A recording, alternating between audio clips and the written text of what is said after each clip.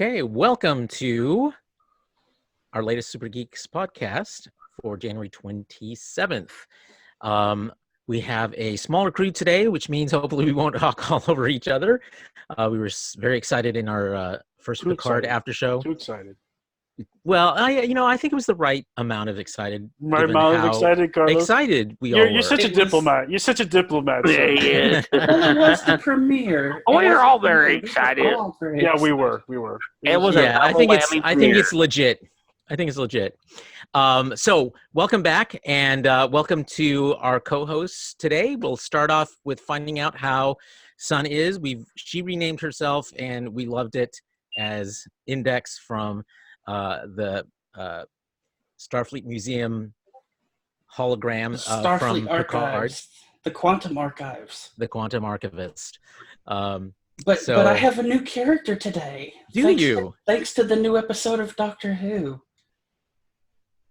Which we haven't seen on the she just showed it. I don't even know who it is yet. Thank you to the actress Miss Jo Martin for this, who plays a very sassy character. Really? Yes. Later this evening when I watch it, I will. You're going to love this episode. This is the Jadoo episode. Good. Right. Well, we can talk a little bit about it, spoiler free, before. When we get to the Doctor Who portion of the show. I do need to bring up one other thing. You all might notice that our Twitch partner and streamer is missing tonight. That's true. The Eyebrows of Doom. Ross has unfortunately come down with a fever and will not be joining us tonight. But he says to all of you, the Eyebrows of Doom are with you in spirit, and thank you all. See what happens when you expend all that energy making babies? Oh my God! Well, taking care of babies. Yeah, all that eyebrow weight gets to you. It weights you down and it makes you sick eventually. So you gotta trim them things. Okay, and Raul, how are you doing this fine evening? I'm doing great. Excellent. Ready to dive into our 17 topics? That might be a record for us. Let's see if we I'm sort of glad we have a smaller crew, because if not, it would have been a nightmare. It could have been. Do we really have 17 topics? We really have 17 topics. So yeah, we'll breeze through them. We'll just be the four of us. We'll be good. Yes, and some of them are really just short news items with short reactions. So, Justin, how are you doing tonight? Fantastic. Ready to get this show on the road. All right. Well, then let's do it. Let's jump into our first news item, which is news that Section 31 has set a shooting date in Canada in May. And much to the chagrin of those who keep claiming that it's been canceled and it's a mess and et cetera, time after time we're finding out they're wrong. But how do we feel about Section 31 finally going into production, and how do we think it's going to sort of line up vis-a-vis the other Star Trek shows we now know are going to be airing soon as well? As long as they prepare lots of leather outfits for Giorgio, I think I'm fine. You're good either way? I'm good. Yes, she gets the best wardrobe, I think. She does, of all Star Trek, period. Even Picard couldn't get that good of a I don't know. He's 92, so I think for being 92, that sweater he was wearing, that was an awesome sweater. And by the way, you can buy that online now. There's an outfit that sells that exact sells out of control, most likely. Sold by Anovos, huh? It's not by Anovos. It's by another licensed vendor that has done. They did like the denim versions of the Starfleet uniforms from Next Generation and from Discovery. I don't know if they've done any others, but they're actually kind of cool and fit well. You can do denim versions of TNG? Yep, you can. I'll see if I can find the link and put it up for you. It's kind of cool. I have some weird feeling that this is like a John Denver remix of TNG. Phase 2. They pull it off better than you would expect. TNG Phase 2.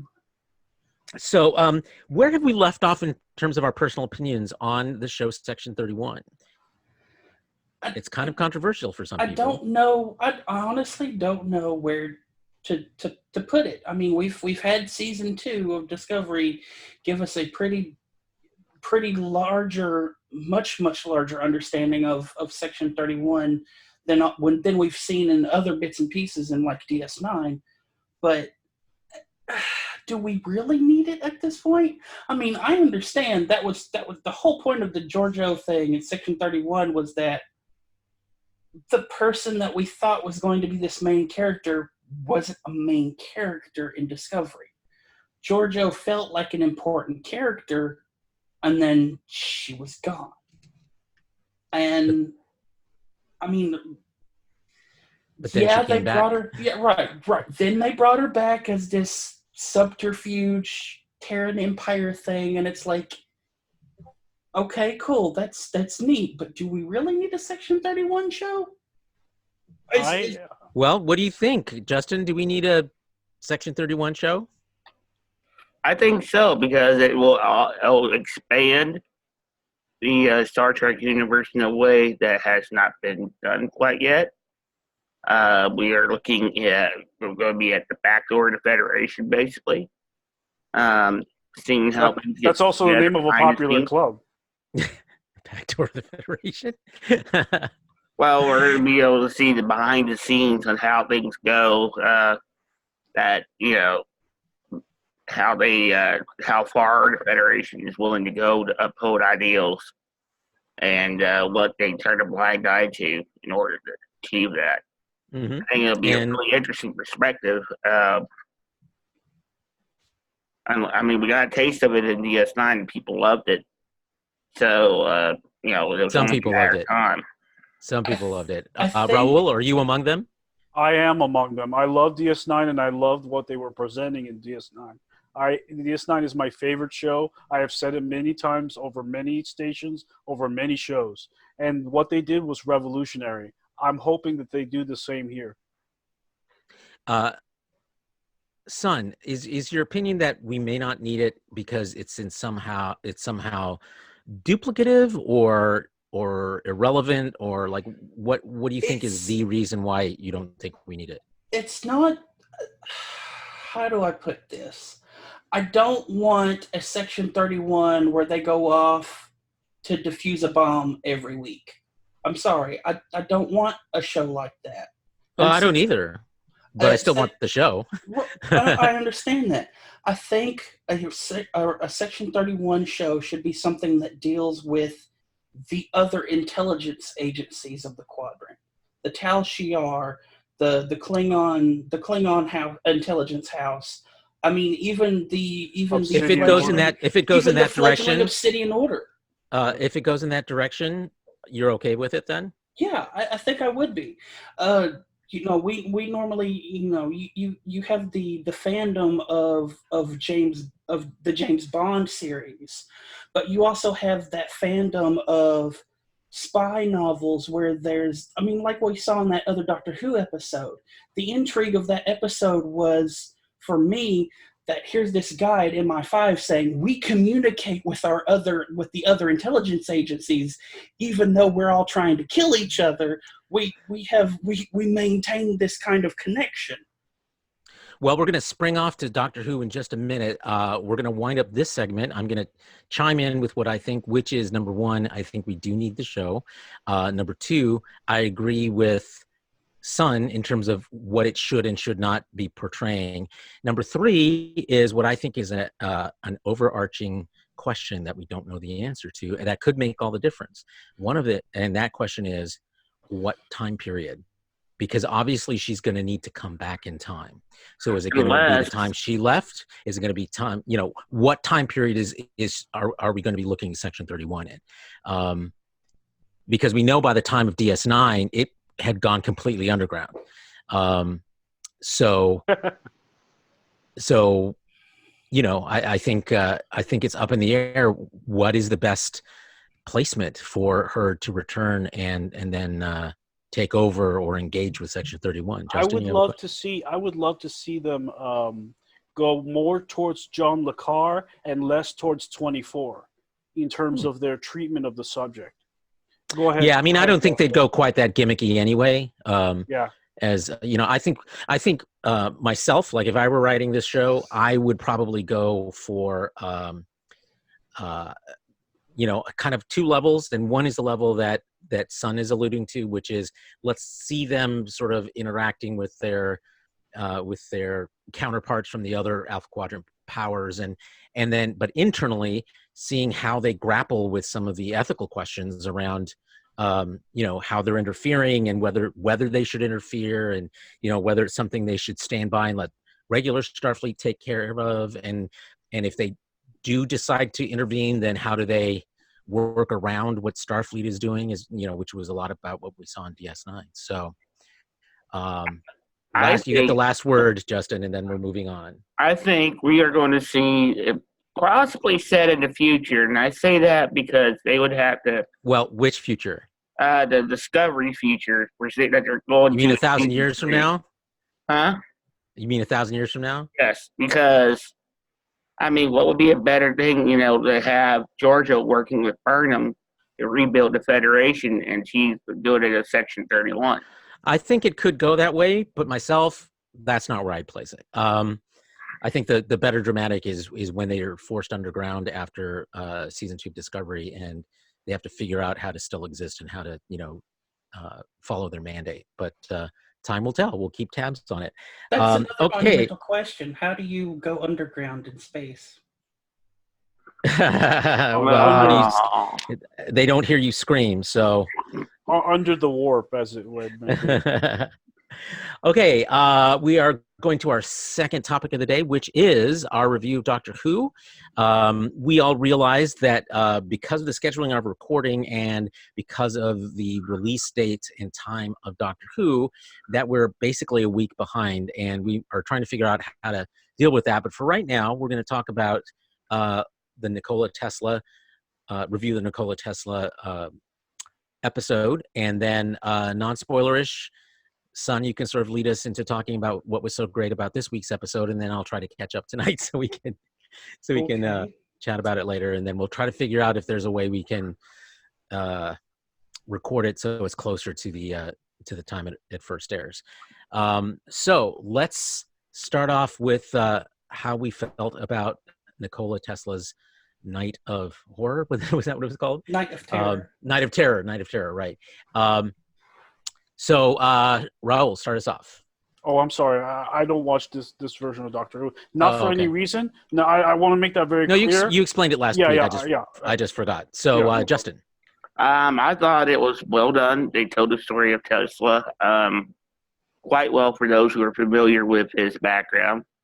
And they kind of left a bit of a plot hole open at the end of the episode, where I think we might see Tesla again in another episode if they were to revisit it, say in an altered timeline, possible. But just the way it was done, it was so much better. I'm so glad the Master was because I really could not stand him. Yeah, I think a lot of people really hated this new version of the Master. Yeah, I think you're right on that one. Son, how about you? How about you go first? Okay, I'm happy to go first, or second, actually. So I thought it was an improvement over last week's a little too preachy on the nose episode. I love the character of Tesla. To me, what I didn't like about this episode, I mean, I like the pacing. I'm getting more and more uncomfortable with like how the companions are just kind of turning into these appendages. You don't really get a strong emotional connection between the Doctor and these companions like we were hoping to. They're great characters, but we're not really seeing a lot of this. We're seeing a lot of this between them, and that's mostly because the Doctor is keeping them at arm's length. Well, but the Doctor's always sort of done that, and still made a deeper emotional bond with his companions, or in this case, her companions. Well, she hasn't done it yet, so his companions. And I think it's partially because, of what I've complained about before, which is the 2 episodic nature now of Chibnall's showrunner Chibnall's version of the Doctor, where, without overarching story arcs, it's just kind of hit and miss, literally. It sounds like this week it's a hit, and you can talk about that more. Last week it was almost a hit. Maybe it was a small hit, a short hit. Week before, short hit. First week, a miss, a big miss. So I think we're seeing so far an uneven season. It is unfortunately feeding into the issues that the Dark Circle and their ilk complain about with this. It has nothing to do, unfortunately, with who the Doctor is. It's just, some bad creative choices on the part of the writers. So I'm hoping that improves. And I think one of the key ways to do that would be to really put some time into, what are really her relationships with the companions. Like, we don't even really see the relationships with one another. We saw more of it in last season between now I'm blanking on their names, grandfather and step grandson, Graham and Ryan. Thank you. But we're seeing very little of that this season, and I think that's a miss. All right, son, your turn. Okay, so it is an utter and absolute it's appalling. It's an abomination that we've had to go half the season before getting an actual Doctor Who episode. And this is Nikola Tesla's Night of Terror is an actual Doctor Who episode.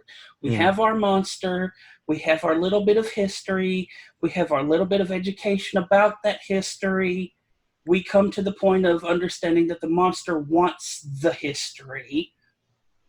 What did you think of the monster? These scorpion aliens. What did you think? Reminded me a lot of the Rachnos. Remember the Rachnos?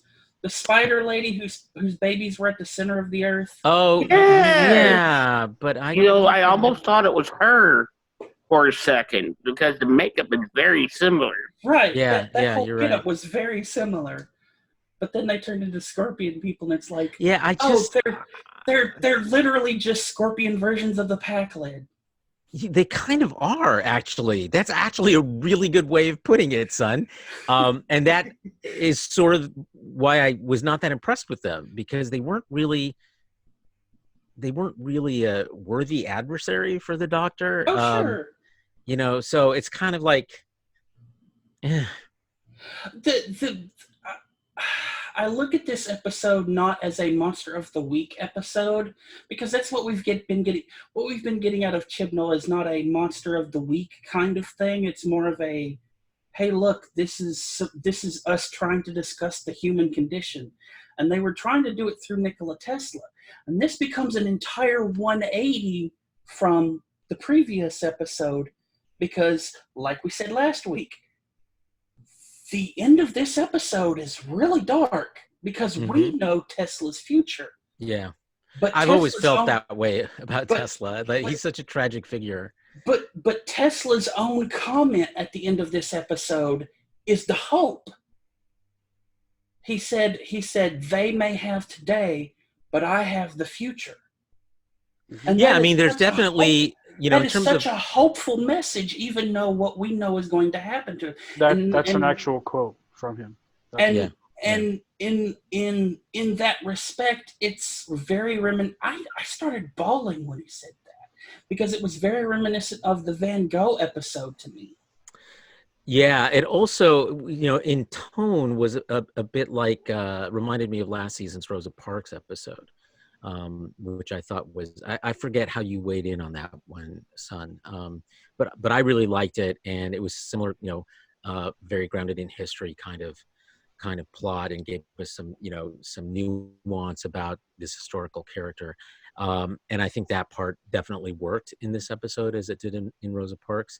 I just, some of the genre underpinnings, unfortunately, I didn't think were quite as strong, but definitely the historical aspect that you're talking about, I agree with you. And it's even further tied in when you come to realize that the doctor had to teach them who Tesla was. And that's still a huge thing in our own society today. Like, even today, there are people who have no clue who Tesla was. And yet, those who do, it's only because of Elon Musk. Well, yes and no. Who is his modern successor? Well, he would like to be thought of that way. Sure, I'm not sure he's really in Tesla's league, but even then, you had Graham's quip when Tesla and Edison are quarreling. He goes, "Hey, AC/DC, trying to save the world here."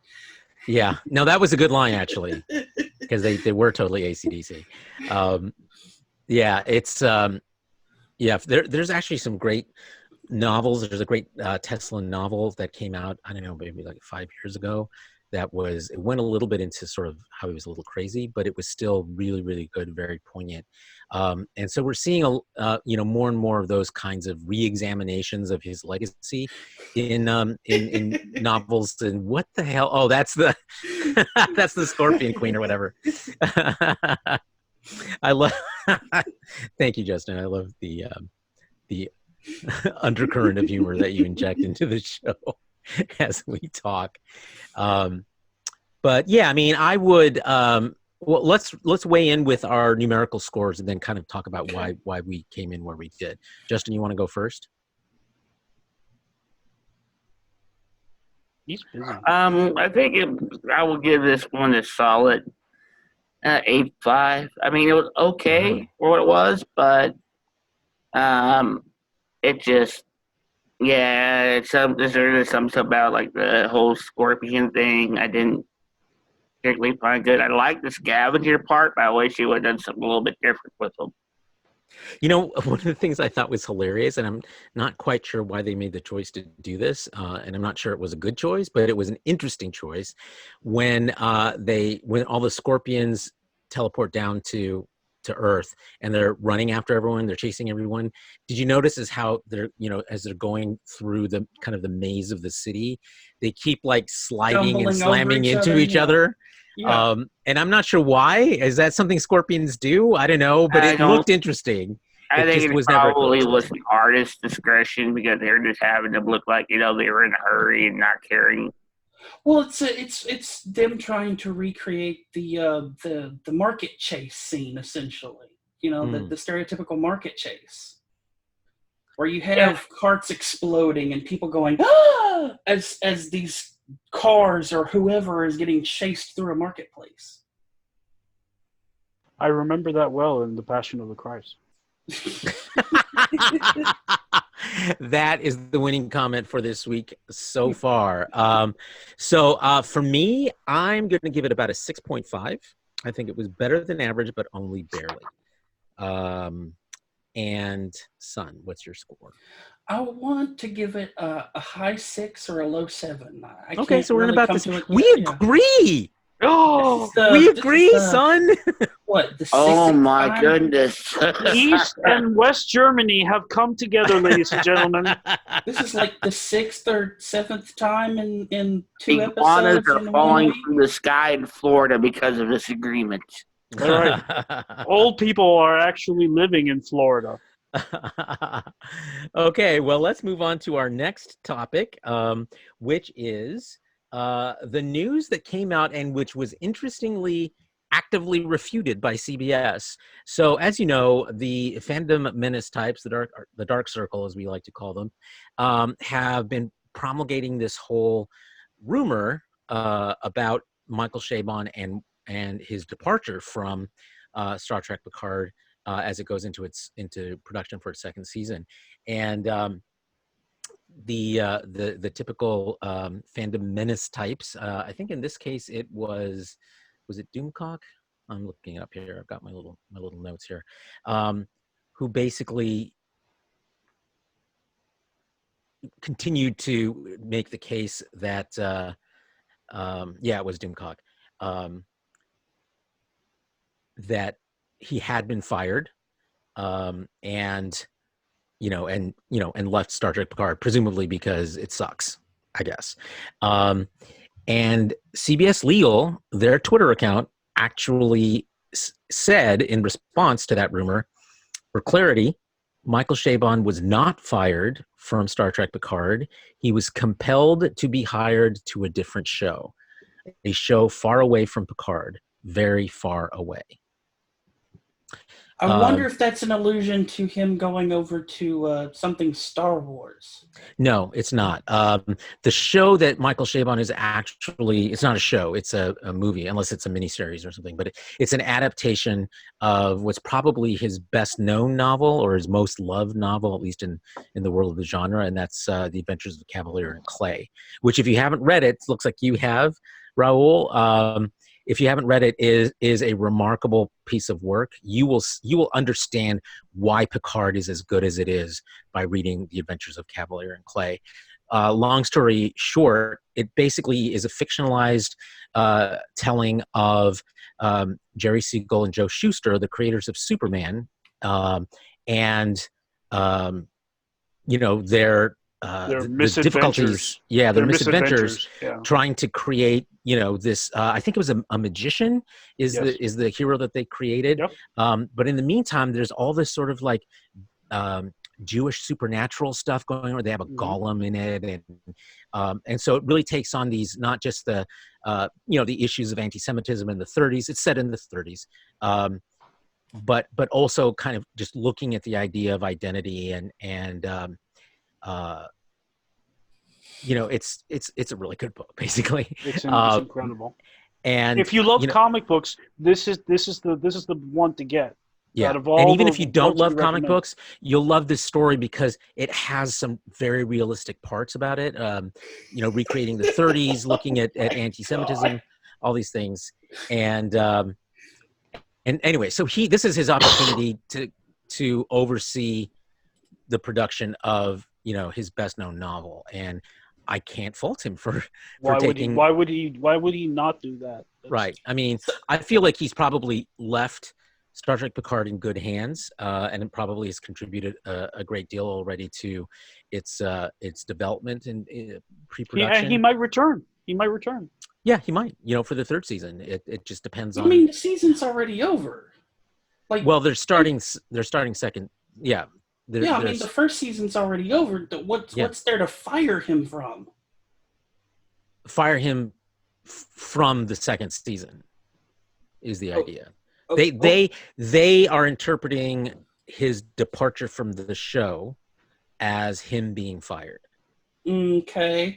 I like how CBS Legal responded to Doomcock's quote. Because I started scrolling down through the comments. Says, thank you, Mr. Doomcock, for helping us get the word out and quash these terrible, unfounded rumors. You, sir, have earned yourself one free copyright strike. Use it wisely.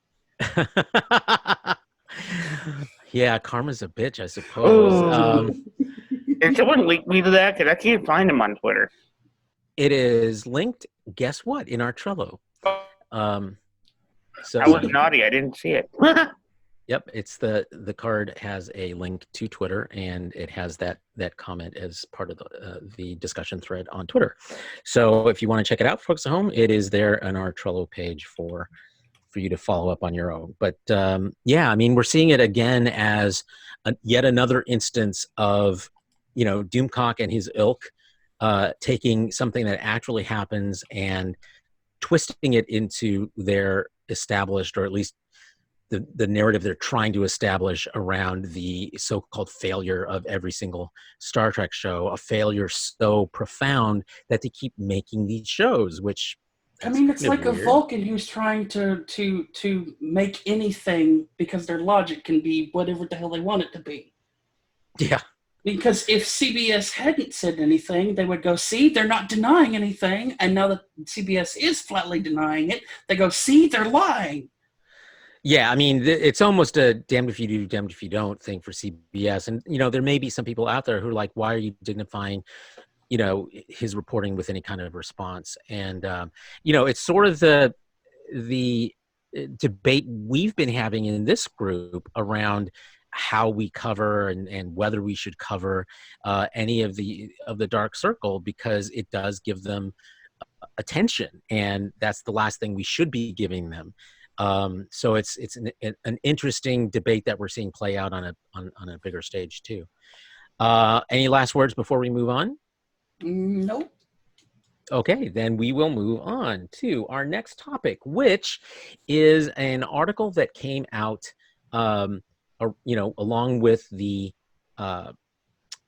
premiere of Picard, and it was an article that was in The Guardian. It was a newspaper from England that is claiming that they're bringing back all these old beloved characters and just making them miserable, and they point specifically to Picard, to Wolverine in Logan, and to crusty old Luke Skywalker in The Last Jedi. And the headline for this article on The Guardian, again, the link is in the Trello card for this topic. From Skywalker to Picard, a host of famous names are coming out of retirement for gloomy final missions. Can't we just let them lie? How would you answer that question, son? That this is Klingon culture taking root. Ooh, say more. This is basically the final mission, the to die with honor kind of thing in most of these movies. We're seeing the Luke Skywalker himself has all this regret from the stuff he's done after the movies, and he is trying to make up for it in The Rise of Skywalker after completely and utterly failing to do anything about it in the previous two movies. And yeah, to return honor to his own self, not just his name. Wolverine, that's kind of the same issue. And then Picard, again, the same issue. You have this man who has been haunted by his past for so long and does not see the world as what it was when he was in it, now is getting old to the point of dying, and he wants to change it and not go back, but remind the world of what it was. There's that hope again, that things could be better, and I am going to make it better, even if I am an old man, and I'm going to do the honorable thing because it is the honorable thing, and even if I die, I will die with honor. So yeah, I see Klingon culture in all of this. I see that too. I think that's a really good argument. We are just arguing or not arguing quite a bit this week, son. It's kind of interesting. Yay. But getting to the substance of this article, I think I tend to, and I think you guys know this, I tend to be very skeptical of sequels and remakes and reboots and so forth because of something that was already very good. And I think the presumption on the part of this article in The Guardian is that Picard as a character was a great character. Wolverine was a great character. Luke Skywalker was a great character.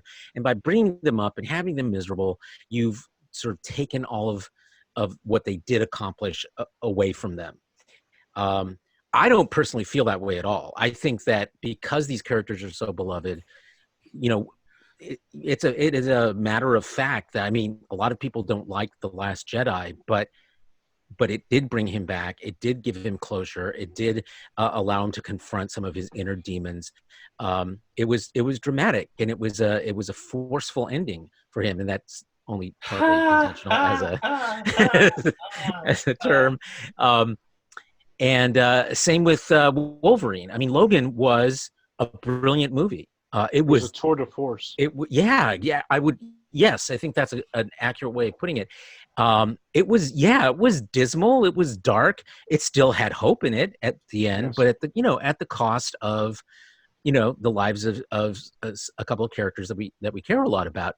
But again, it's the whole idea of legacy and what they're able to put forward. And so in these cases, the three examples that this article brings out, I think all three of those cases are where picking up these characters from where we last saw them and pushing them forward, you need to have a place where they're starting from that isn't so hot, and for them to have some kind of accomplishment, even if it's or especially if it's at great sacrifice. Other thoughts? Yes. Raul. First off, I'd like to say that there is something to be said about bringing a character back and having them be dismal and whatever else the article mentioned. And it's that life sours you, and it can sour you, and that's a powerful feeling. That's the Greeks called it unai, the passage of time. And the important thing to remember is that when characters approach things like this, they're not being dismal, they're not being dim, they're being realistic because we live in a world that is dark and dim at times. And we need characters that can confront this and overcome it. And who best but the iconic characters that we looked for in the past?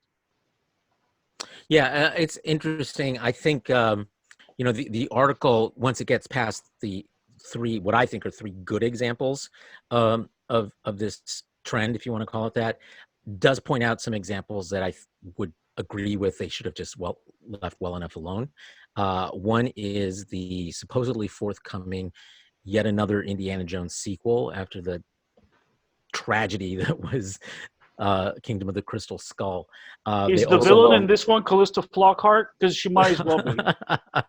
I have no idea, but it's one of those things that I think his story was done, and the way they brought him back, just it wasn't like Picard. It was the opposite of Picard in a lot of ways. I mean, part of what I think makes Picard so effective and made Logan so effective was they're very gritty. They're very based in kind of the real issues that happen around aging. And you don't see that at all in Indiana Jones. And I'd be surprised if you see it in this one. Of course, because the new one's about his dog Indiana coming back and haunting him because they wound up burying the dog in the actual pet cemetery.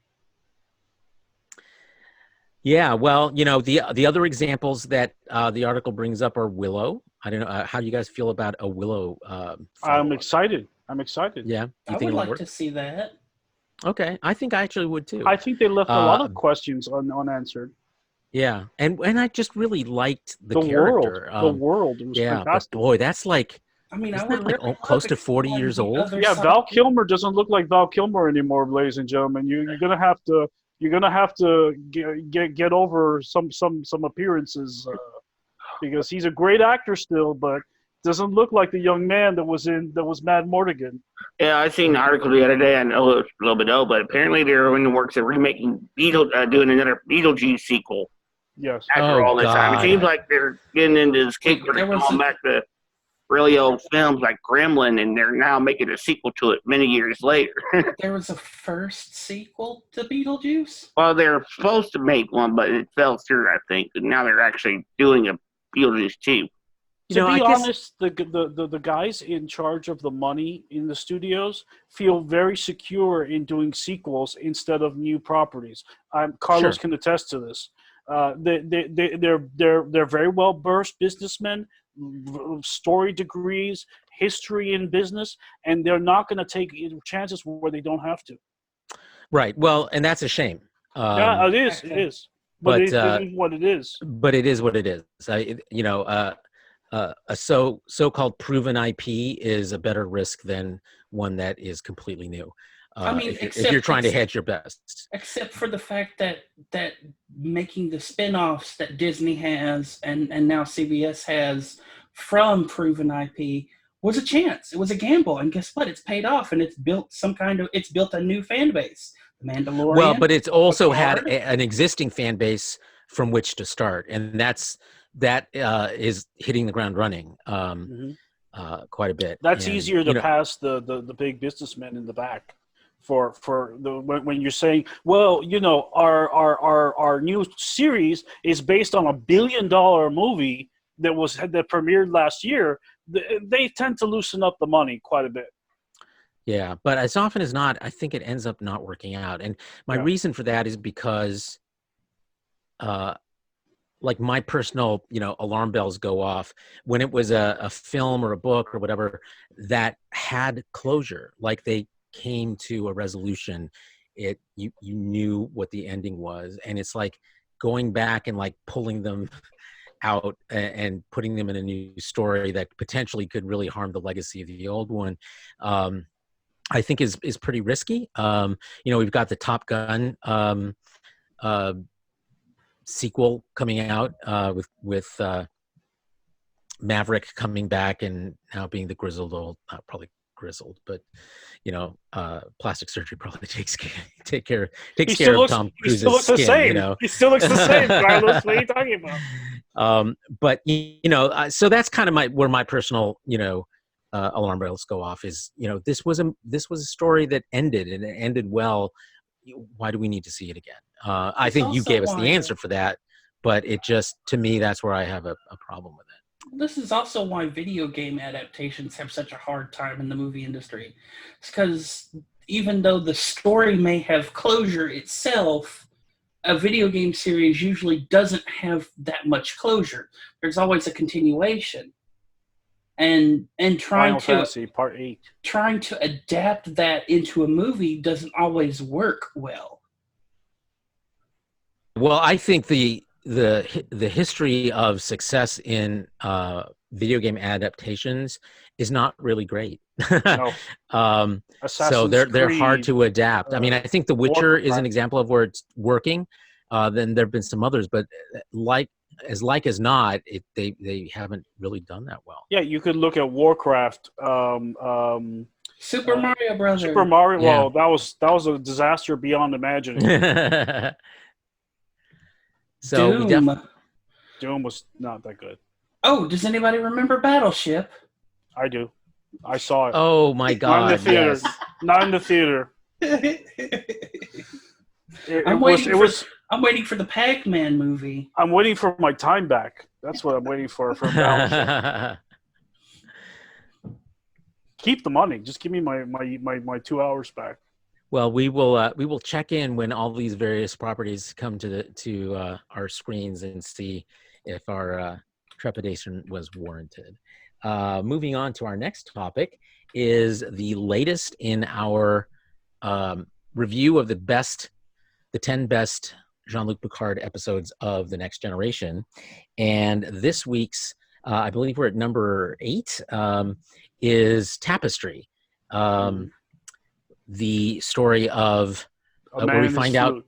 Yeah, no, this isn't the flute one. Oh, damn it, I forgot. No, this is the one where we learn about why he was laughing when he had, a blade go through his heart when he was fresh out of the academy. And it's a Q story, and it's one of the few Q stories that I think really, really works well. The other one would be Q Who.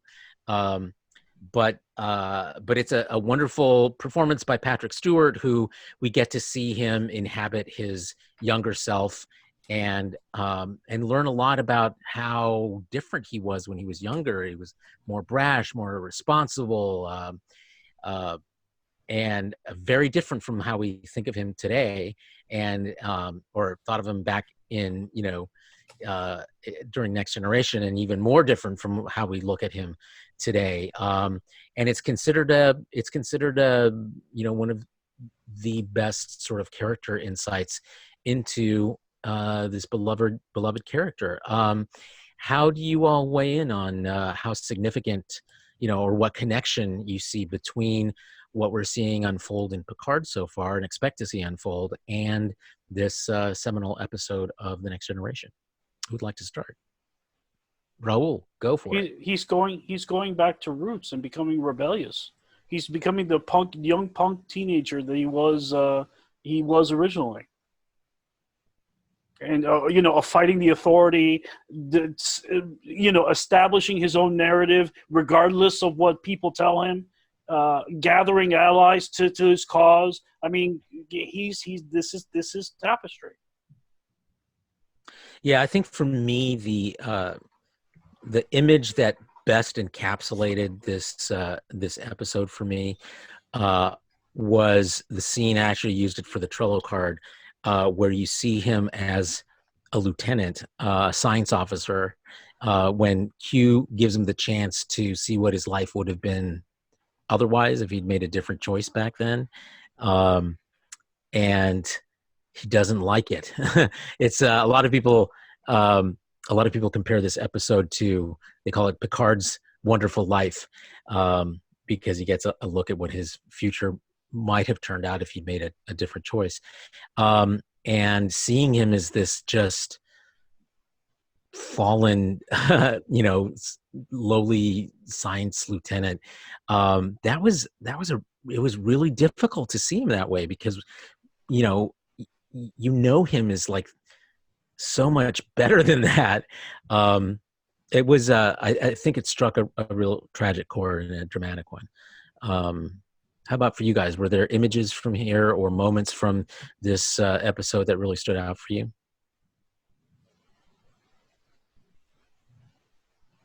I don't want to talk again. Okay, there we go. Sorry, it wasn't. I'm pausing for me for whatever reason. Well, I mean, what made this a good episode for you? Well, I liked it because we got to see a bit like what the card used to be like, how he changed the person he is now. I like seeing origin stories, and this was very much an origin story to how we see the card today and what caused him to become this way. And I think that was pretty much a key point, turning point in his history. The way it was laid out. I mean, the episode itself was great. The way they opened it was, him dying on the table. Yeah. That was pretty much, I think, one of the more dramatic openings they've had thus far, minus Best of Both Worlds, I think. I think that was the only other really dramatic opening they did. But other than that, yeah, I mean, it was a really well done episode. How would you rate this as a Q episode? Q, he was actually not as much as a pain in the ass as his normal. That's what I want to talk about. Yeah, okay. He wasn't his normal pain in the ass. Usually he's taunting, provoking, trying to, make fun of and just make the crew's life as miserable as possible, especially the cards. But this time he was really trying to help him see the correct path he should take and trying to be a help. It was the start of a change in the Q character. Because from this point think forward, so, huh? What do you think? From this point forward, he more or less changed from what we've seen in Voyager. I'm going to argue the opposite eventually, but son, I'm interested in hearing your thoughts on Q here. So this episode was to me is more of a Q episode than the Picard episode, even though Picard is the main focus of the episode because he is the constant, he's the grounding to the Enterprise. This is an episode about Q showing a side of himself that we haven't seen before. We've seen the antagonist, we've seen the God character, and yeah, he does play up the God character in this episode, but at the same time, we see a side of Q that is hey, I'm not necessarily trying to help you, but I'm giving you an option. I'm giving you a chance to do things over, and it kind of it's reminiscent of the game Star Trek Borg in a way, because that's kind of the same setup essentially. I forgot about that game, dude. Q gives a random kiddo a second chance to have his father back because his father dies in the Battle of Wolf 359, and Q sends the kid back to be his father. So that's the premise of that video game in its entirety. Now like Justin says, this is the start of a change in Q that we see again in All Good Things, where yes, Q is being this antagonist character, but he's saying, look, you're doing this thing, not me, you have a chance to fix all of this stuff. And then at the same time, we see this kind of character emerge again in Death Wish in Voyager, where we have a Q that has been basically whipped by the rest of the continuum to be a good boy, And here Voyager has found Quinn, who wants to die as a Q, because it is something new. It is a new experience. It's a good episode. And here he is arguing for why Quinn is a danger to himself and should be imprisoned in the little ice cavern that he is. And yet, throughout the trial of whether or not Quinn should have asylum on Voyager, there's this change in Q because of Quinn going, hey, you know, I enjoyed you doing all of the stuff that you did, because yeah, sure, you're a bully, but you were poking. You were making a lot of people very entertained, and a lot of people haven't had that. And it brought back that playfulness of Q, but it also brought back that here is an option, because what ultimately happened to Death Wish? Quinn got his hands on hemlock poison. How? Q. Yeah, that's right. Q allowed Quinn to die. And I think that I look at an episode like Tapestry, and I yes, it is a Picard-centric episode, but it is more about the character of Q than it is Picard to me. You know, I'm glad you bring up Star Trek 4, because that's actually a really good close comparison to Tapestry, because it's pretty much a similar storyline where Q is taking Cadet under his wing to show him the way to save his father. And yeah, I mean, I think that's a great perspective through which to look at this episode. I mean, I would argue it is ultimately about Picard, but I think the larger issue around Q, I completely agree with you about. Where I disagreed with how you characterized Q earlier, though, Justin, is I think Q has always been this way. I mean, the subtext of everything he does, like he does it in a ridiculous fashion, but he actually really is trying to teach humanity as represented by Picard and the Enterprise crew. He's trying to teach them how to evolve better. I can agree with that. Yeah, but early on in the first couple of seasons, though, he was a lot. Well, early on, they didn't know each other. You know, they're getting to know each other as the seasons progress, and so by the time you get to this, which is this is season 6, right? I think so.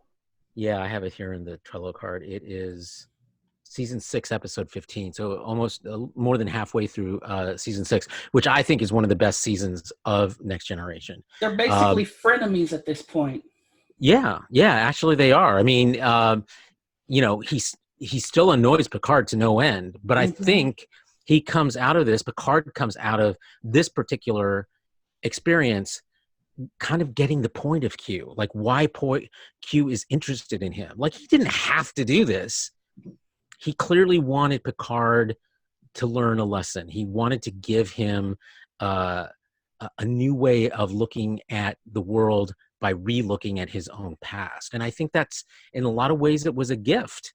And he gave him some choices around that, which I think was kind of your point, son, when you said options. But to me, it's definitely a demonstration of the actual affection I think Q has for Picard, and by extension humanity, that may differentiate him from others in the continuum. Even to the point of giving Data the gift of laughter, which that's always been one of my favorite moments in that show. My favorite Q moment is when he meets Cisco and gets his nose broken. Oh yeah, Picard never hit me. I'm not Picard. I really wish there would have been more.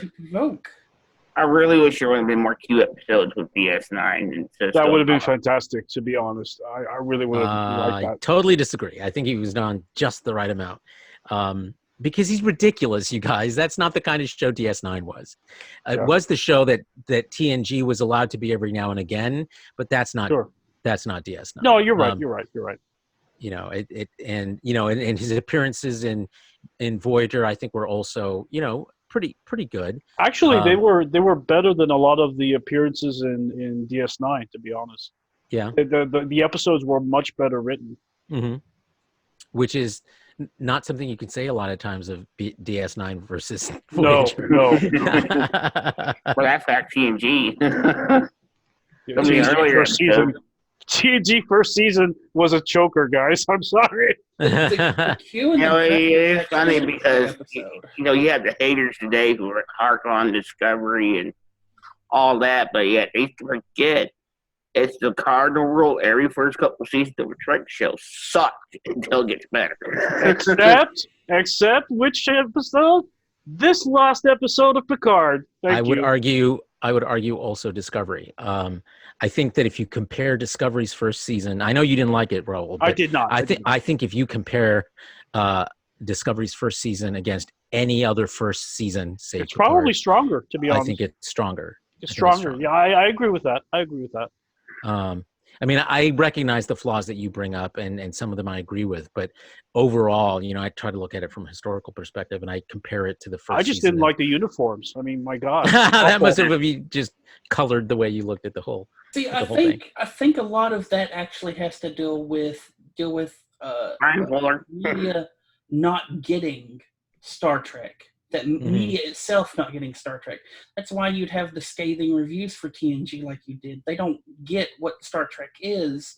But now we've come so far down the line that Star Trek as an idea is its own mainstream kind of pop culture thing. Well, to be honest, Geek has come full circle, ladies and gentlemen.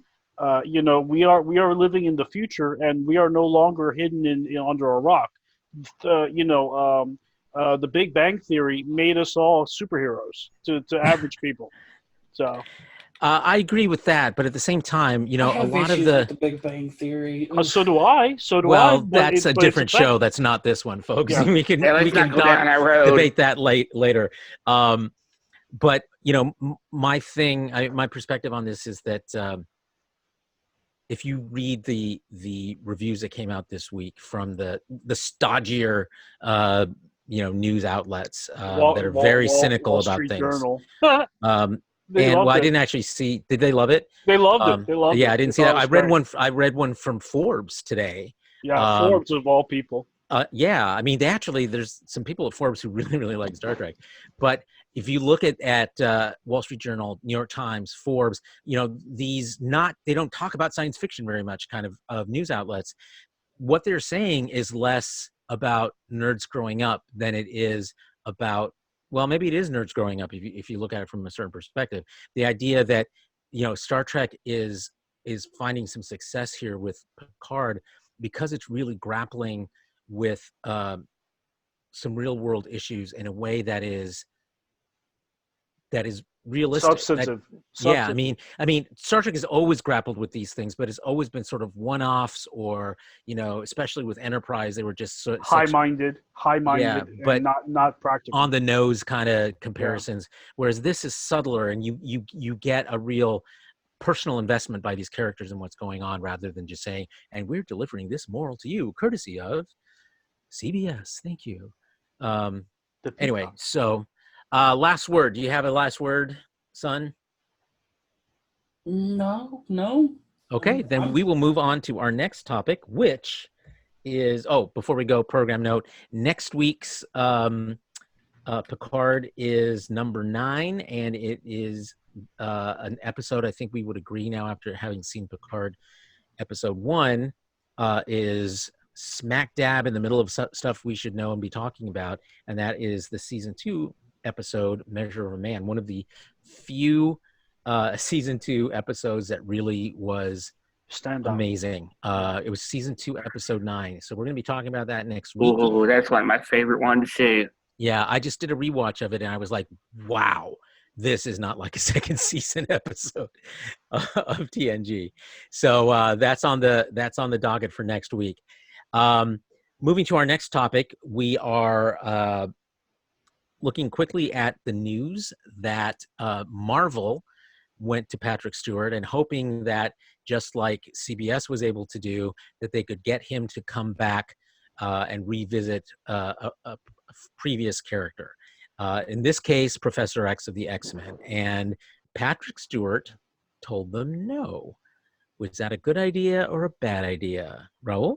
Bad idea. He's gonna be for a certain generation, the Generation X crowd. He will always be Patrick Stewart, no matter. I mean, he will always be Professor X. Excuse me. And he literally as comic artists and writers were modeling the character from the 90s after Patrick Stewart. So for a character to be so closely associated with a superstar already, it's kind of a slap in the face to the fans at this point to do that. I'm not blaming Sir Patrick Stewart. He is what he is. He probably did not have the best treatment when he was with Sony. I wouldn't be surprised. But no, I think they treated him pretty well. It was Fox, by the way, not Sony. Fox. Son, what do you think? I'm just reading the article, and wow, the quote here. Holy crap. His quote? Yeah. Hugh took my hand, and we held hands with the last 7 or 8 minutes of the film because there were so many things we were upset about. They're actually bawling at the end of this movie. Mm-hmm. We were moved by the story. We were moved by one another. We were moved by the movie. But you're talking about Logan, right? Right. Yeah. But we also both made the decision that we were saying goodbye to our characters as well. And I think that's true. I mean, I agree with that. His turning Marvel down, I don't think is saying erase me from your memory as Professor X. It's saying my character had his ending. It's done. He died. Going back sort of serves no purpose. Yeah, it takes the wind out of this very strong sail that was established in Logan. And I think if Marvel goes back to the drawing board and comes up with a really good idea, just like Michael Chabon and the other folks at CBS did, and come back with something that really challenges him, an idea that he finds challenging and worthwhile, that makes revisiting the character not just a sequel, but really kind of a new message that he can impart. A new hope? Man. I love torturing nerds. So but I, for one, Carlos, agree with. You are a nerd. Well, yes, yes. I agree with Patrick Stewart on this one. I think that saying no was the right choice. Justin, what do you come in on this one? I have to agree because, I mean, let's look to it. It takes a lot more for him to have to do Xavier. And that last movie was a perfect note for him to go out on. And, he's wanting to do this Picard. I think that's a way to close out his character. Mm-hmm. Once, he's done with this Picard, that's probably going to be it for him. As a way, just to have closure, I would think. But to be honest, I really see maybe there's a few seasons of Picard anyways. Not saying anything bad, but just saying, time is precious. Yeah, time is precious. Real.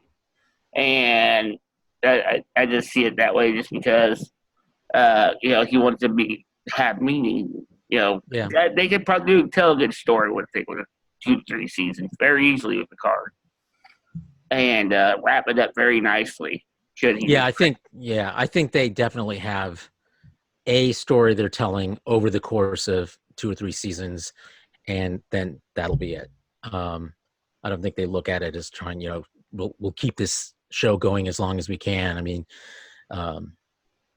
he needs some time to enjoy the the remaining years of his life. But yeah, I think he's you're right. He earned it. Yeah, he definitely wants to leave a legacy, and I'm all for that as well. Okay, let's move to our next topic, which is this is one I hope you'll weigh in on, son, and that is the Frankenship on Star Trek Online, in which they postulate a new and closer alliance between the Federation and the Klingons, and the result of which is this my opinion, monstrosity looking of a ship that they debuted in Star Trek Online. How do we feel about this ship? Oh boy. Oh god. That says it all, son. Well, it's okay. So Star Trek Online's been doing the Discovery kick, where they're revamping the Discovery designs for their 2409, 2410, 2411 time frame, right? And the weird thing to me is that in the storyline of Star Trek Online, they've been building this alliance that had to come together out of the Klingons and Starfleet because of the Iconian return. And the alliance itself, building alliance like ships that's part Klingon, part Federation, I understand that. But given what we're seeing out of Cryptic building ships from all of these old designs, it kind of makes more sense to me that we would get an alliance ship that looked more like the teaser Discovery. You remember the one that was in the asteroid that was the teaser clip? Yep. That feels something that's more like a union or a marriage between Klingon and Federation than this thing. Yeah, I would have. Is it an uncivil union? I think I would have preferred seeing something totally and completely new that has technology that is married between the two. But this notion of, we'll just put, Klingon nacelles on a Federation saucer, it looks ungainly. It's a kit bash. It's right. It definitely looks like a kit bash. It's everything we've come to expect out of Cryptic since they've gone downhill, basically. That's probably true. It's This company did great things with City of Heroes, City of Villains, the original time of Star Trek Online, when they were not beholden to anybody but their own course. But this company has really just disappointed me for years. There you go. Thank you, Justin. They have to see it. Your timing was perfect. There was a basically kind of like a developer stream from Cryptic where they had Thomas Maroney, Cryptic Cat, and Hector Ortiz, the two who had designed the ship itself for the most part. The criminals. And, the back and forth was that the reason you have the saucer the way it is, because that's not a full saucer. If you look, that saucer. Yeah, it's about a 7/8 of a saucer. That saucer's got like a big black strip on the front of it. Yeah. Well, if this particular view doesn't show it, but if you look on the underside of that saucer, this is mostly a D7 with a saucer attached to it. Yeah. Yeah. Because the underside is that big huge radial dish that's on the front of a D7, or the deflector dish. Yeah. Is right there on the front of the saucer, just jutted out from the saucer.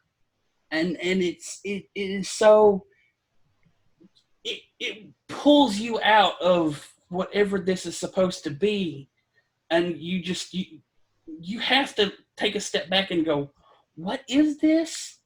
I mean, I'm sure it could fly in space because aesthetics and inertia and all that stuff really don't matter, but really? Do they antimatter? Oh. I'm on a roll, baby! Oh my God. Well, I guess we can butter you up then, huh? Oh. So I think hard to recover, isn't it, Carlos? Hard. Yeah. Well, I think Sun said it is. Boy, thank you, Justin. That is even uglier. Wow. Yeah, that is actually the engine in the middle of the back. This has got to be the ugliest ship I have ever seen. They basically took the pylons and nacelles from a D7. They took the engine ass of a a bird of prey, and then the neck of a bird of prey and a D7, and then kind of I found it. Hang on. saucer to the top, to the very front of it. It's like they mostly made a Klingon ship, but then they put a saucer on it, and then the Federation said, yeah, but can we make it look pretty? So they put a nice little Federation skin on it. Yeah, not enough of one. That is like I've seen fan design. An overworked design. I mean, here's what they modeled it off of.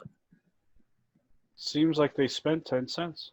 Oh, sure. No, I mean, you can clearly see that influence in there. Yeah.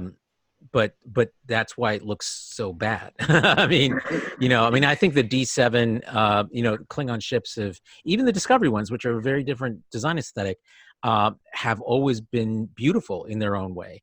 But I think in their own way, and trying to marry them with the aesthetic of Federation starships, I think is just, it's oil and water.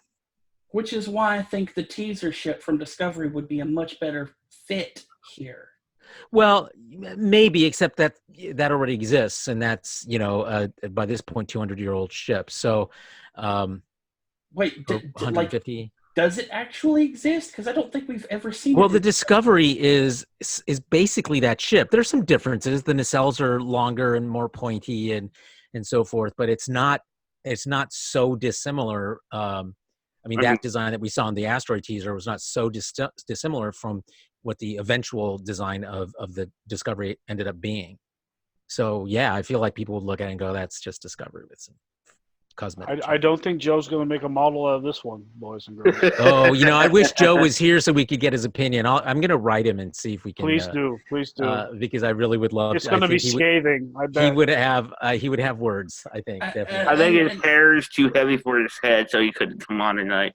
And here's the thing: the as much as we're talking about this right now, we're giving Cryptic exactly what they wanted. I mean, they said it themselves on that dev stream that this article that you posted in the Trello is from IO9. IO9 is talking about Star Trek Online and this ship. For the first time in I don't know how long they talked about this. Even as much as most people hate this ship, and Lord knows I'm not running the anniversary event for this ship. No way, I'm not either. And I usually run the anniversary events too, just to. But even the negative attention about this ship is attention on Star Trek Online, and it is causing It's causing a reaction that is, sort of spreading kind of like a fire, basically, and that's kind of what Cryptic wants at this point. Attention must be paid. I have my own opinions about why they need the attention, but that aside, it's causing an attention, and the devs themselves, like Hector and Thomas said themselves. Even if this is negative, if it does well, relatively speaking, in their player metrics, they're going to wind up creating more of these because they have even stranger designs, they said. Please let us know if we see any more Frankenships. If we only lived in a perfect world. Ha ha! That's all right. That will be the last word on this topic as we move to our next topic. The guys who still play, the people who still play. We're moving on now. I'm sorry. And that is to Star Wars, as we have two pieces of news that came out this week. One was the new trailer for the final season of Clone Wars, season 7, after how many years since season 6? 3, 4, something like that. And the announcement that the Obi-Wan live action series has been put on indefinite hold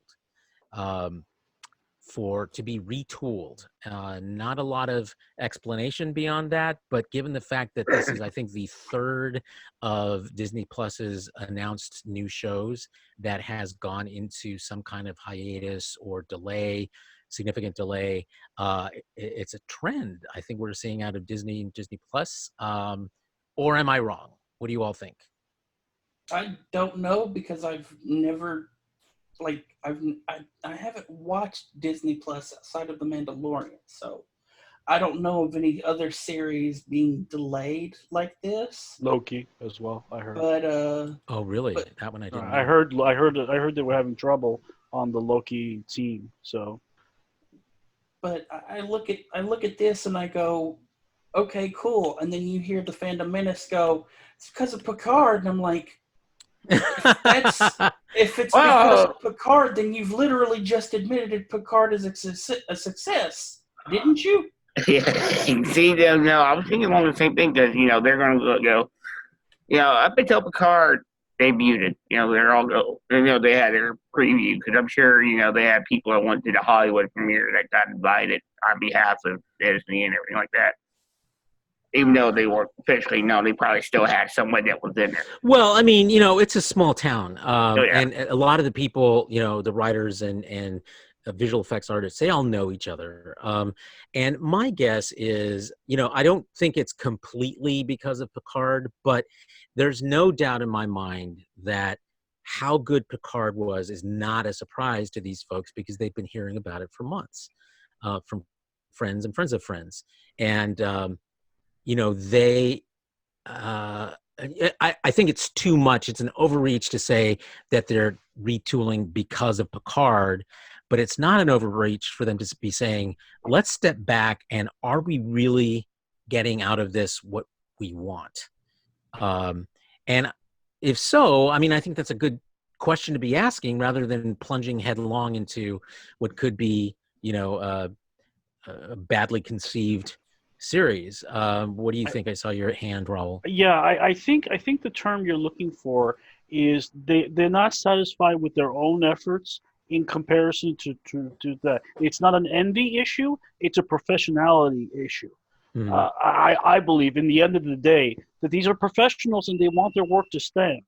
And if they release work that is only a half effort or not what they believe is their best, they would have gone back to their bosses at the studios and gone, look, if we have a little more time, if we have some new staff, we can make it as good as other sci-fi offerings. And by the way, the Picard doesn't stand alone, even though we've been giving it attention. The Witcher is in there, Umbrella Academy is in there. A lot of other shows are in there as raising the bar for science fiction. Look, a Son, serious comment. I didn't Yeah, think it no, out. I think it's very well put. Justin, you want to weigh in? Yeah, we do have the other shows that are coming around. I think they definitely thought first they probably had a product that was good enough to get rushed into production. They were trying to, fill up their ranks, and then they decide, oh, well, wait a minute, look how they're doing this. We better slow our roll and make sure we put out a good product. They're just trying to make sure they cover their butt. And which I, can't blame them because, you see all these other shows getting, great reviews, and they're going to want to make sure their product, just like The Mandalorian, gets the same good reviews. What's interesting to me is that the Dark Circle types have always pointed to delays in the development and production of shows as signals that something's wrong with the shows. And I think they've said that about Picard. They said that about Discovery. They're saying it now about Section 31.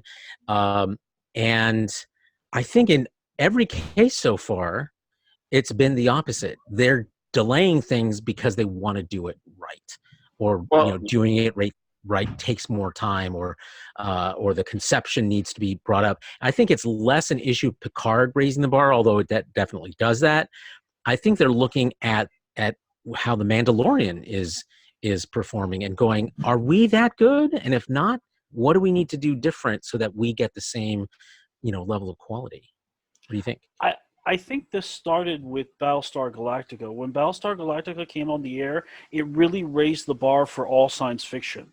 And it started a slow ascent of one show trying to top the next show on how good they could be and how well written and actors and everything. Everything had to be perfect.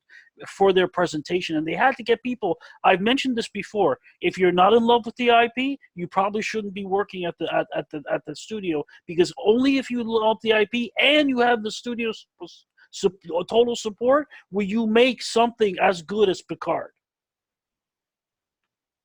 Well, You're muted, Carlos. Sorry about that. I would agree with you on the whole, and only disagree in part in that, yes, you need to have a showrunner that's exactly like that, but a smart showrunner can also bring aboard people who aren't necessarily fans of the show. Not that they hate the show, that's true. But that's because true. you need that, you don't want to fall into groupthink. That's the worst thing that can happen to a writer's room.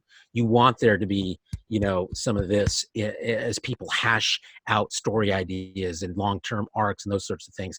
And you have to have that kind of contentious relationship in order to end up with a good product. And I'm guessing that's part of what you saw in Discovery. I mean, we know that was part of how Discovery was developed. There's a lot of disagreements in that writer's room, and we saw some moving zigzagging in these episodes, but on the whole I think we've seen a pretty strong product, and we're certainly seeing that same thing in how Picard is taking off. Sun, do you want to chime in? I honestly don't really know what I could add. I look at something like when I look at this and I see the delay and I see what the Dark Circle says, when delays, it's the doom, it's going to be canceled. Da, da, da, da. I look at this the same way that I looked at the delay of Cyberpunk 2077, and then every gaming outlet ever suddenly starts running this just weird-ass conspiracy theory that, oh, it's a delay, there's going to be this human rights violating crunch because it's delayed now. And it's like, where the hell is this even coming from? And the hypocrisy of that is that they know that the gaming industry has a special set of working standards that has to be followed during the last 3 months of production because it's such a crunch time. And it's a demand of the thing, but you know what it is, son? It's a double standard in white collar workers having to work like blue collar workers, and that's a misgiving. Oh, that you can't have. Poor blue collar workers, no love at all. No love for the average person in media. But anyway, I'm sorry. No, I'm not going to get on that rant. But I look at Carlos, you're it's fine. Go ahead, son. But I look at the same thing with that as I do with the Cyberpunk delay, and I'm like, it's a delay. The point of the delay is that we have time to fix it. We have breathing room to fix it if there's a problem. Let them have it. If it's still a wreck, guess what? There's still all of those boards out there that you can go and message on. Say, this is crap. This is exactly why it's crap, and that's my opinion, folks. There you go. That's the whole point of an economy like this. They produced CD Projekt Red produced one of the best games I think ever produced on PC, which was the Witcher 3 and its subsequent DLC. I think that is probably the one of the finest presentations of gaming I have ever seen in total. The gameplay, the story, the writing, the music, the graphics, everything was that. Now, why don't you back off and give them a little time to work on on what is literally the make it or break it moment for them as almost a AAA level development is what they're putting into this game. Right, and I see that the same way with this delay to Obi-Wan. Yes. You apply the same thing to a brand new television studio, because it's essentially what Disney Plus is. It's a brand new television studio, and they're making this brand new thing where Disney is actually going out on a limb to make a risk with this thing. Give them the time to fix it. For the love of God. If it's still trash, guess what? It's still trash. You were right. Ooh, all along. But if it's not, you look like the world's biggest asshole. Yeah, I mean, I think definitely, they made a huge investment in the purchase of Lucasfilm, and so they know that they have a valuable asset, and probably they're being smart in making sure that they're treating it properly, and not giving the fans fatigue as well, which is important. Right. Yeah. It made them look like, all these movies coming out, bam, bam, bam, bam, bam, and taking some risks that a lot of fans didn't appreciate. Probably the cumulative effect of that is what we're seeing now. All right, let's move on to our next topic, which is, I'm skipping ahead a little bit to Netflix. And I saw an interesting article. I didn't link to it here, but it was aimed at people who are fans of The Expanse now on Amazon Prime, and pointing out that, if you are fans of The Expanse and you want some other things to watch that are as good, here's a list, and I would think it was about 8 shows, one of which was Netflix's series Altered Carbon, which is coming back with a new actor, Anthony Mackie, who plays the Falcon in the Marvel movies, in the lead role. If you haven't watched it, the lead character is a guy who changes bodies. That's how you move into the future. Is you lose one body, you get put in stasis, then you get put into a new body, and it could be 100 years later. So new actor coming in Altered Carbon. Did any of you watch it first season? You did. I read it and I watched it. Richard Morgan is the author. Anyone else? I tried. I couldn't get through it for a couple episodes. Yeah. There's some times where it's a slog. It's definitely, it's trying to be kind of like science fiction noir. Yeah. And I think atmospherically it's successful. But I think the pace of the storytelling ended up being I agree with sometimes too fast, sometimes too slow. And they had lots of like red herrings, and it's almost like they got a little too caught up in the tropes of the. They really wanted to be influenced by Blade Runner, but they almost took too complex. The reason Blade Runner works is because it asks a very simple question: Are sentience the same? Are sentience the same no matter what across the board? And Altered Carbon asks a completely different question and still tries to inhabit that universe. Yeah, I feel like Altered Carbon asked a smaller question than Blade Runner. No, it's bigger. It's way bigger. You think so? Yes. What do you do when you live forever? It's way bigger than that. It's way bigger. Well, let's see how the second season goes, and Yes. You're going to watch the second season, Raul? Absolutely. Okay. Well, we'll compare. Will we be doing a show for the second season? Probably not a separate show, but we'll certainly be talking about it on this one. Okay. That's fine. Yeah. So we'll come back around and we'll compare notes and see what we think. I had the same issue as Justin.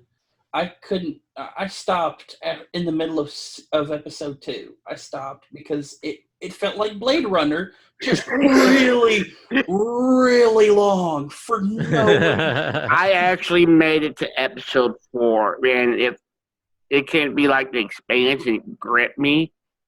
Because by episode 4, The Expanse, I was hooked. I mean, I felt like I was spending 3 episodes sitting at the noodle bar in Blade Runner going, why the hell am I here? You love noodles. What's the story here? You Why love are we noodles. here? You love And noodles. I felt the same way.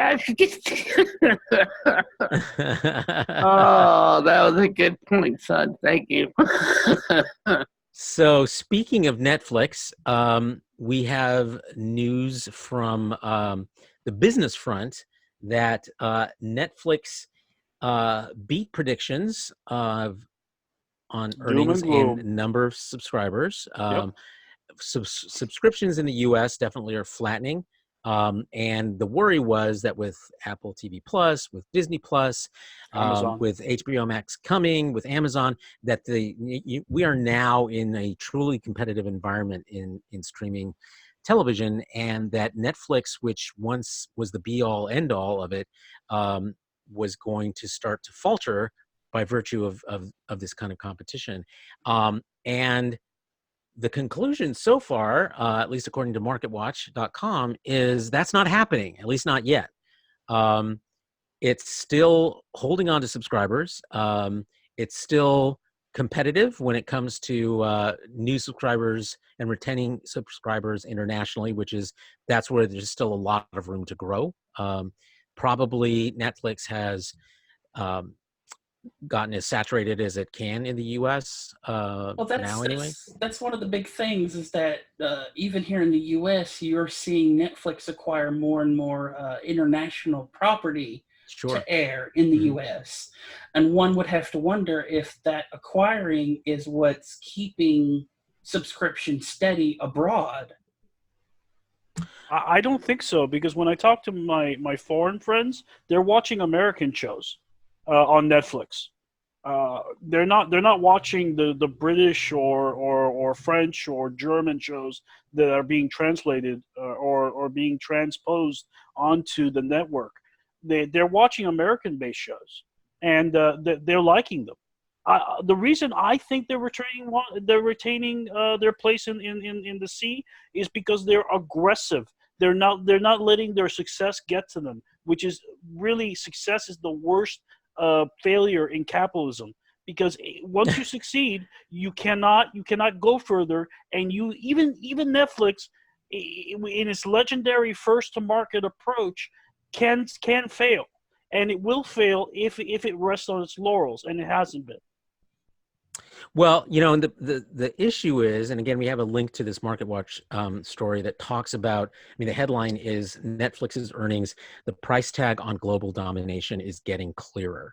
And, and it shows that while Netflix still has a monumental number of subscribers around the world, it's costing them a lot of money. Their free cash flow was negative $3 billion last year. And that's a problem. That's not sustainable in the long term. And so it's really a question of, what is it that's actually at stake here? Are they basically just trying to hold on for as long as they can and have the other streaming services fail and fall to the wayside? Or is it just going to end up being, if you'll pardon the expression, a house of cards that falls when it comes to Netflix? What do you think? What do you think of the future of Netflix? I think you set up that whole speech just to say the House of Cards reference. Really, it's brilliant. It was brilliant. Go ahead, Justin. I'm sorry. I think we're going to see definitely some changes. They're going to, we already know they're getting ready to crack down on multi-user abilities, where you have a whole bunch of people on one account.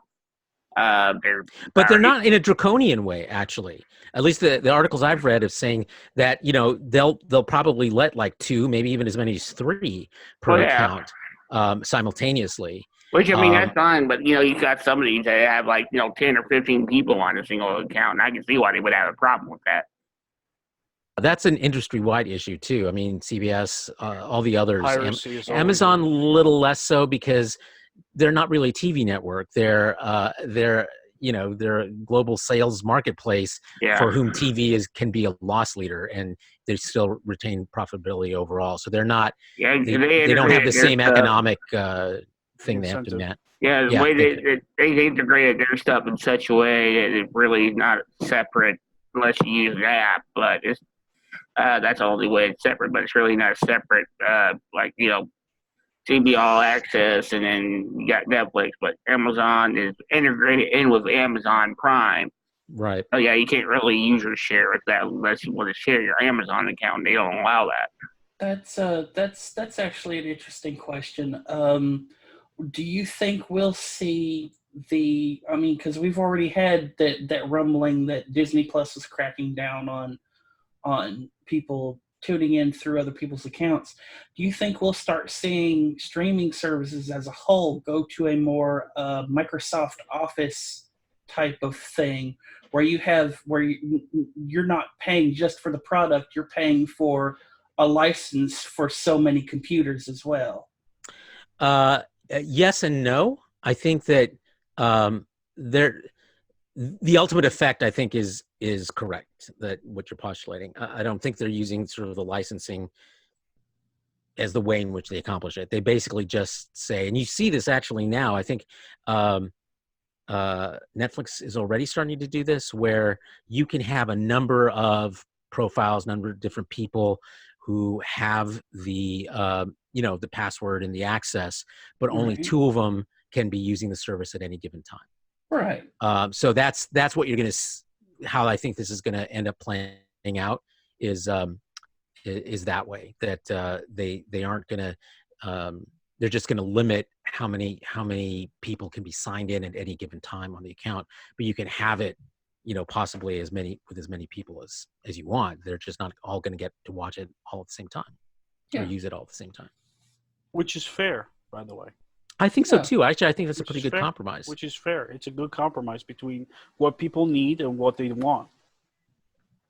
Right, because I think that part of the, it's sort of a loss leading here is that if you get people that this is a temporary thing, that apart from families, that people, roommates or good friends or whatever who might be in college and are splitting the cost, that eventually they grow up, they get jobs, they have more disposable income, and they'll be like, I'm going to get my own Netflix.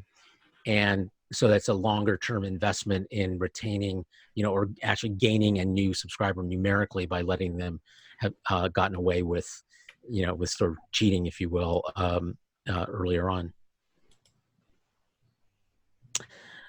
Okay, so we'll keep our eyes on how Netflix continues to grow or not, but certainly I think the things to look for is the fact that this content is costing them money.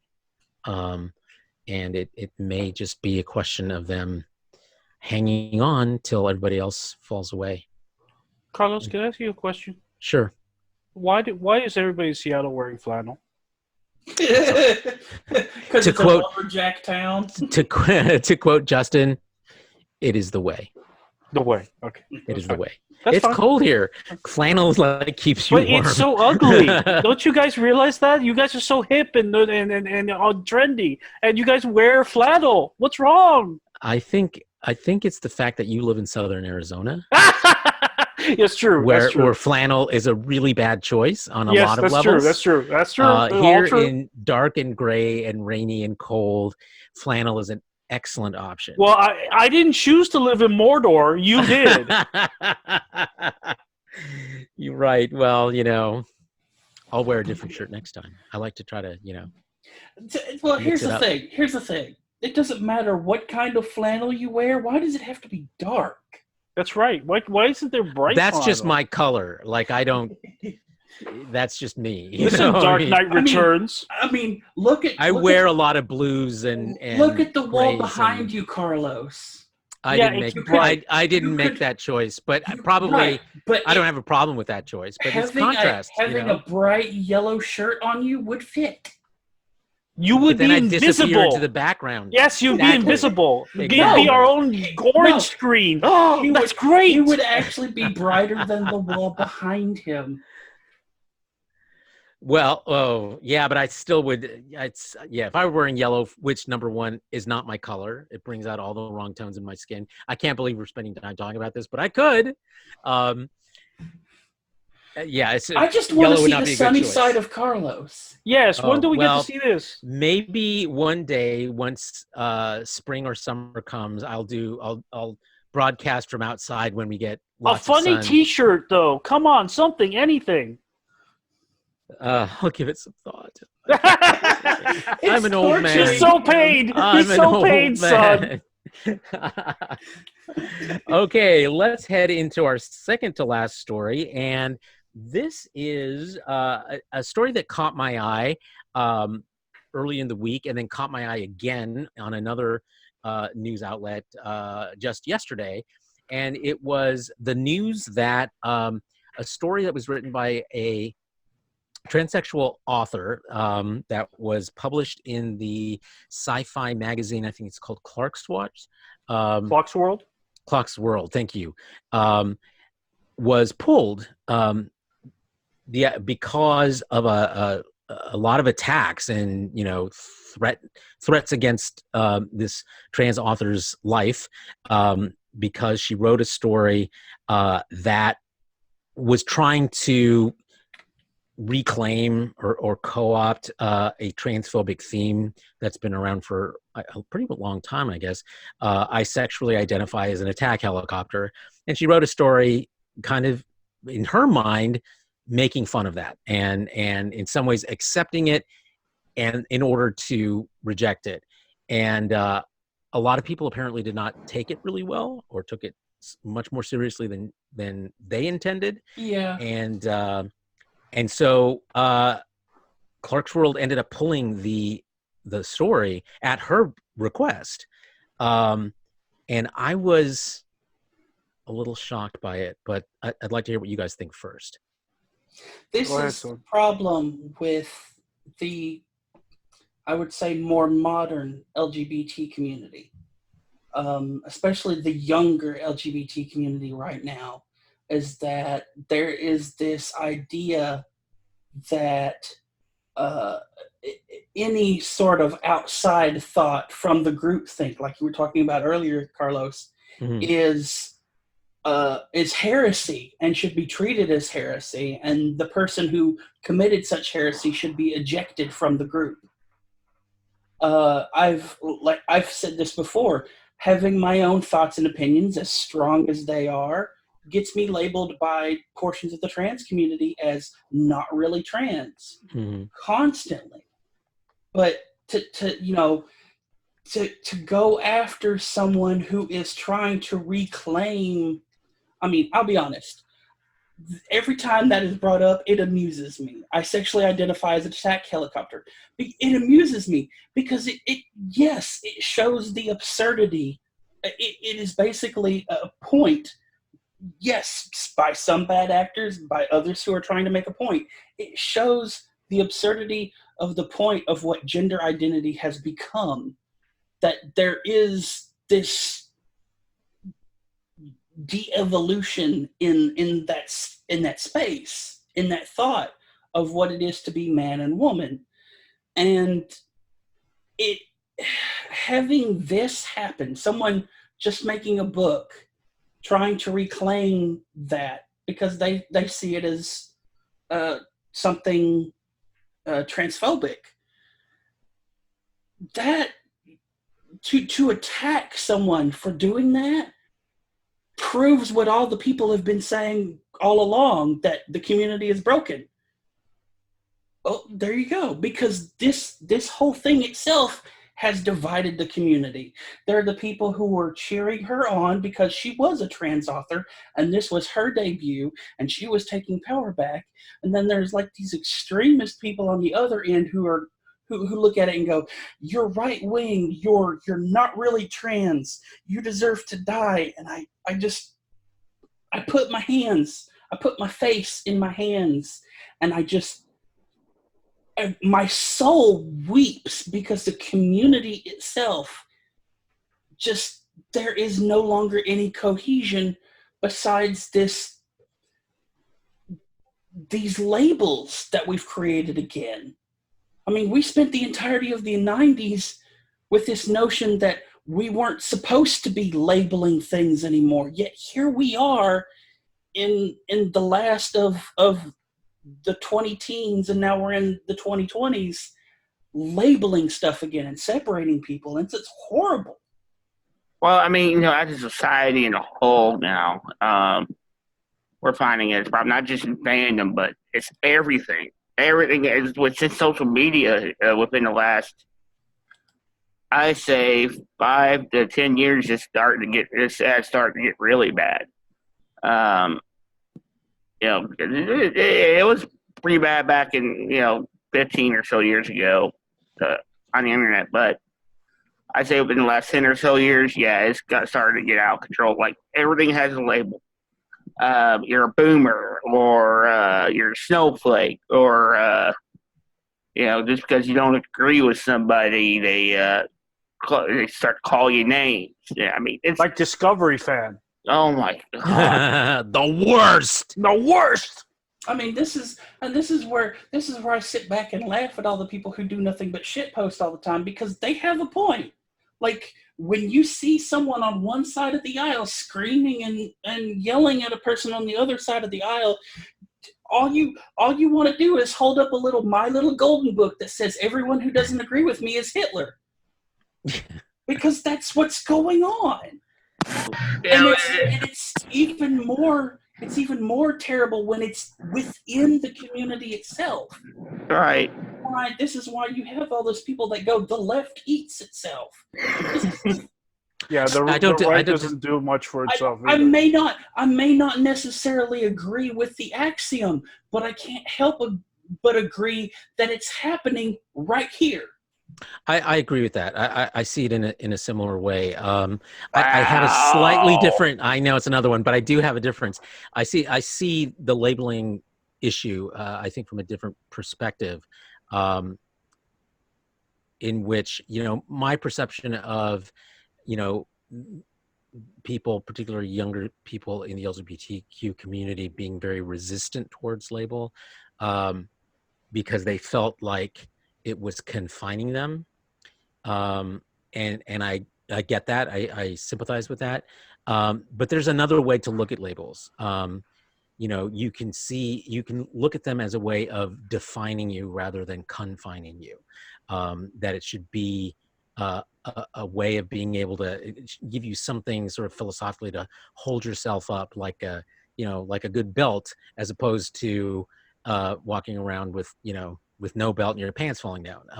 I think that may be a terrible metaphor, but my point being that way to lose our younger audience. So I think that coming back around to the notion of labels is partly a phenomenon of the sort of tribalism that we're seeing across society, as you pointed out, Justin. But people, this nature, people's dealing with identity, and maybe it's less about labels than it is about identity, because I think that's where we see a connection with fandom. People whose identity has become part and parcel with Star Trek or Star Wars or whatever, and seeing some profound changes in how these things that they thought of as in a particular way or a confined way, now being interpreted differently, literally threatens their own sense of self. And I think that's part of what we're seeing unfold here, is a similar kind of phenomenon. And I think when it comes to the point where, where people are basically advocating censorship, or worse, actually threatening people who are simply publishing something that voices an opinion different from yours, that's a real trouble area for a democratic society to find itself in. Yeah, great that you bring it up. That's the same thing like the Dark Circle, Doomcock and McRan and all that. The minute anyone tries to challenge them from a point, they go on the attack. Yeah, but they go. Is anybody surprised? Is anybody surprised when we have leadership in this country, both in the business sector and the public sector, who attack openly and degrade and denounce anybody who says anything different than they do? Not anymore. Any more days? Not particularly. I mean, because it's been the status quo in the media for years. Well, I think you're going to see a pendulum shift eventually, when people realize that they actually do have some power economically and politically, and they may have to be pushed a little bit farther than where they're being pushed now, but they begin to realize that, if we actually show up to the polls, we can make a difference. If we resist these efforts to keep us quiet and keep us distracted, we can make a difference. And that's really where I think the battleground is going to need to be. That's probably the only reason I agree with Kanye West. That's what he said that this week.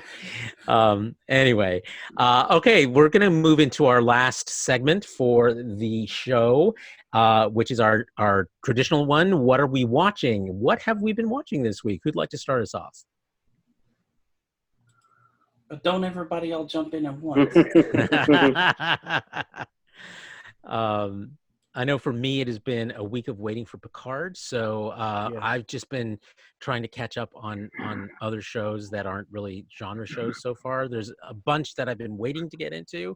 I want to watch Aeronauts on Amazon, but it's been more of a This Is Us kind of week for me. So not too much. And I've been doing a lot of rewatches of some TNG stuff, and to get ready for Picard and for this show.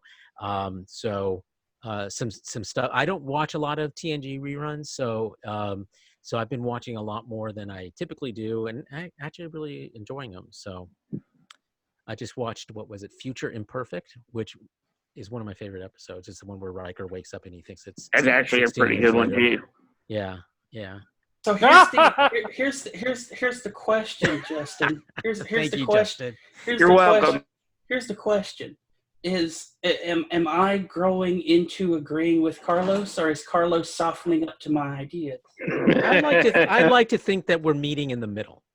You're wearing the old man down. Is that what you're saying, son? How dare you? Just because he wears those ugly shirts doesn't mean anything. It's a fair question. Okay, now last show you're criticizing my hair. This show you're criticizing my shirts. I love you, Carlos. I would like to point out that you are not a paragon of either of those two things either, mister. Oh, snap! Nap. Okay, have you guys been watching anything this week? I have been watching Picard stuff, and more Picard stuff. Yeah. I actually started rewatching TNG just to kind of watch. Oh, and I watched the new Jay and the Silent Bob movie. Don't bother. Don't bother. Okay. Returning to their old habits are usually bad for comedians. It's the worst one of them all, I think. I mean, it's a failure. Is Kevin Smith thin in this one? Yes. That's the problem. I'm glad he's thin. I mean, I'm glad he's healthy, but it's not the same character, and I think I don't know. He also plays himself. Yeah, well, does he talk? Because he's Silent Bob, isn't he? Yeah. He's not supposed to talk at all. Anyway, son, were you going to chime in with whether you were watching anything? I find it amusing that the straight man is actually critiquing the gay man on fashion. Yes. It's almost like I'm going to call Queer Eye on you, Carlos. I will, hey, damn it. Don't make me. Call him. I could, as long as they're spending the money. Oh, my goodness. You are setting yourself up, Carlos. I hope so. Yeah, I continue to watch Ross stream Death Stranding. As much as people think that's the weirdest thing ever, I love watching people play a game that has psychological depth on top of just the menial task. I mean, Death Stranding is basically a game of you playing postman, essentially. But then it starts getting into this weird territory because, hey, it's Hideo Kojima. It's going to get weird. It's going to get weird. And I love watching other people react to games like that. I loved watching people who were playing Subnautica for the first time for the same reasons. There's a story to this crashed on a water world planet and surviving beneath the waves, and watching people discover that is the best thing ever. So yeah, I'm still watching Ross play Death Stranding, and I absolutely love it.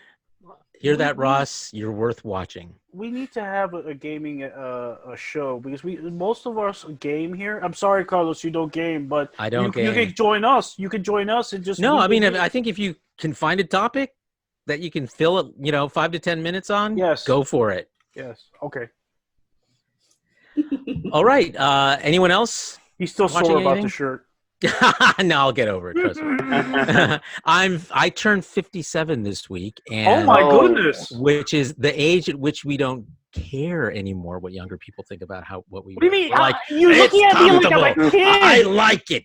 You look at me like a kid. I'm 43 years old. I have had my career. Younger than me, mister. That's Oh 15 years younger than me. And I'm 38, believe it or not. So there you go. One last note. If you haven't yet, go watch Lore Reloaded's kind of apology video on Discovery. I watched it. It's worth a watch. Yeah, that's a fascinating, and it proves why I enjoy watching Lore Reloaded, because I think as often as I disagree with him, about coming out and apologizing. Yeah. if he makes a mistake. He's a very sensible guy. and I respect people who look critically at their own work and go, you know what, I might have been wrong there. But can be just as forceful in putting that out of their opinion at the same time. And I think that he balances that really well. So yeah, I totally agree with you. He's worth listening to. He has no qualms about poking fun at the Dark Circle as much as we do. Yes, you're right. Yes, I love him for that. That's for sure. Which, bit of a program note, we're going to start kind of debunking some of their rumors, if I understand correctly. Is that still going to go down? Yeah, we just have to figure out how best to format that. But yeah, that's something that we're interested in doing. So we'll be talking behind the scenes about what that might look like, and we'll let you folks at home know about how that's going to come off. Stay tuned. It should be really interesting. That flannel shirt's coming off. I'd like to see that. Ooh, I've got a white t-shirt underneath. Carlos after dark. Is it a plain white tee? It is actually a plain white tee. Which is funny because I actually normally wear colored tees for the most part, but I just bought a whole bunch of new plain white tees, so that's where we are. Just getting more boring as we get older, Carlos. I know. It's like we have the downtown Macy's here in Seattle is closing, so everything's on sale. Oh, I see. And the only thing you buy is white t-shirts? Now he's going to next string he's going to be on in a white t-shirt. I'm wearing a white t-shirt right now. A strapping muscle shirt, yes. Without the flannel. Superman! He's gonna show up in a Macy's wife beater. I don't think Macy's sells white beaters. Maybe they do. I don't know. Well, here's what I have to say about Macy's. Their stuff is about 30% off on the whole. I ain't buying anymore until they at least hit 50 or 60. So they've got a few more, 3 weeks or so more before they well, by that time, it'll be, aren't they closing down? Yeah, they're closing down in mid-February. Macy's, the We're Becoming Sears sale. Yeah. No, because Sears is still necromantically alive somehow. Yeah, I don't understand how that's happening. We might talk about that sometime. But yeah, that's it. Everybody's like online now. Solely through its website sales. Yeah. Which is amazing. It was horrible. It was the first department store to go nationwide with its catalog. And that was 100 years ago when there was nothing.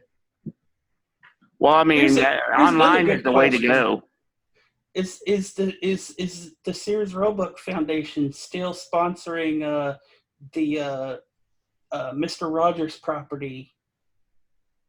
Because they have Daniel Tiger's neighborhood now. That's right, Daniel Tiger. It's so cute. I love Daniel Tiger. Anyway, we should wrap up. Good questions to end up with. Folks at home, give it some thought. Do some research.